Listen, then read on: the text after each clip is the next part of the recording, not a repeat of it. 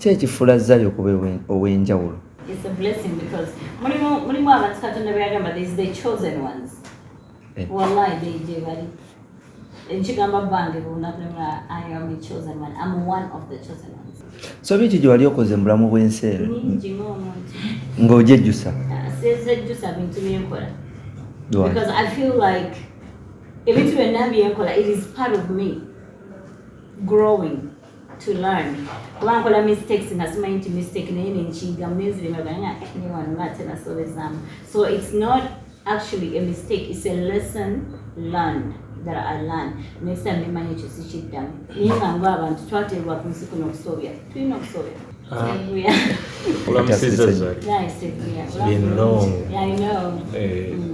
Kaka Zari.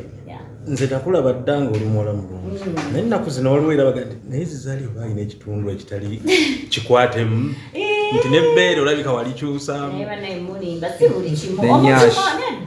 nedda sebuyateerwa kuba kati amumanyi nze naturally I've had a big butt. Yes. Wanji?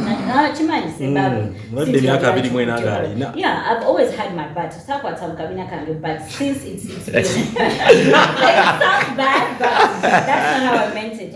But it's been a topic and for me I'm very open. Instead of saying I want to like kuwabula, it's not kuwabula. Yes, oyaganyo kuwabula. Checho. Like to tell what is the truth. So nadina kabina kange ngakwe kali kanene kuvada abamanyi. But actually nakwata mu West yake. Kati West mujikwata muno jinyiga. Obviously eno bina alikola chi. Bivayo nerira bikano yoba toli kutemu. Just bonchiringa chupero tibojinyweza wakati wano nojinyweze nnyo. Eno wagenda kulaba kantu wakoze chi. Sakwata ko kabina kange ntini nawe nakakwata muno. Wakwata West. I've done my West. I'm proud of it. Nyambala ngo enda mukabulungi omulimu gwange nkoze zadda abaana. Nkyabula yene wabalutaya. But if you have money Naye ina mukati Zari ebe byange na bang ebe si public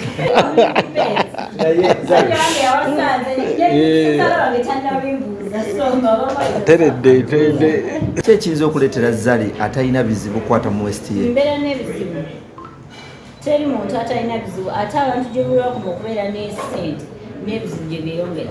Mbeera n'ebizibu ng'omuntu newentudde wano n'ebizibu naye teri abiraba. I don't want to bring to limelight. Kuba abantu abasinga baagala nnyo okulaba nti oli bubi obonaabona kibasesa. So quit confusing them. Naye oba tolina sente show up bakulabe nti you've showed up. Zari akawato kukakwatamu kwakutwalira sente mmeka? Mutwalo gumu ogwa $1. Ate amannyo? Same price. Amani veneers nazikolera Turkey. If you Google the prices, it's $10,000. You're wrong of fight. To look nice. Yeah, kufatira Nenga basisira bekabulungi.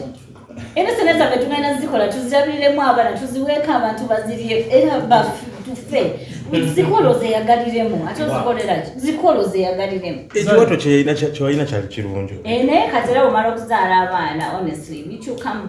That's the reality bikyukamu. Okay. Yeah, but there is always that kamami tummy. Our mothers would understand that kamami tummy. Take again a caveira. Na ino kasa. Whenever muntu akutumuli amaso nagamba kino chokola kichamu. Yeah. My family. Baganda wange bisinga they reprimand me to in a family group named Mom South Africa. They get in and Swaza. This one time my brother Karim ting this yeah, they called me to order. That was my family. Then Lutaya I come home say I'm even shocked how he's still with me.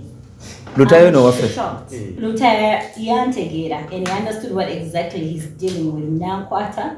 No molding and I think my life has turned around for the better now since I'm with him. Sometimes we know from Basajja they tagana jirabinji but there is a way and I really appreciate you Lutaya. You're really doing a good job. Binji Lutaya ebisere bisinga ntuza nanga meka tola mchala wange wano kino. Binji Lutaya binji bitankwatira mu mistakes nyingi. Abantu abamu abanetolode batasobola kungamba nti Zari, you know? Abantu abakwetolode mubaita bawujja what? Bawujja obunyama. Yeah, something like that. And thank goodness I no longer have those. So it's my husband, it's my family, it's my husband, it's my family. That's it. Amanyo go. Yeah. otuyitiremu katono bw'otobye n'okuba n'amannya amalungi ago. Growing up nga bwe mmanyi ebintu by'edda nalina kye bayita engereka. Engereka zikozingibwa kuba nti oluusi oluddewo okugyamu amannyo, so eddala bwe litandika okufuluma ne lifuluma nga liri terinnaba kuvaawo. So for me to fix that nalina ogenda okugyamu amannya agamu, bwe najjamu agamu then nentekamu braces nga bwe nagambye kyatwala emyaka 3 ne galininga. Bwe gamala okulininga ne gatukula ne gabeera malungi nengooza ne gatukula naye era saakomaawo ninga njagala amannya agasingako kuba ne bamuna these $1 million smiles ku TV seka bulungi abo. So I inquired and then there's something called veneers. Others call them veneers or veneers. Half crowns. Yes. So they place them on top of your teeth. Bawagala kagago, then they bakuzimba kamala. And that's how I actually ended up having my beautiful teeth and they're very white.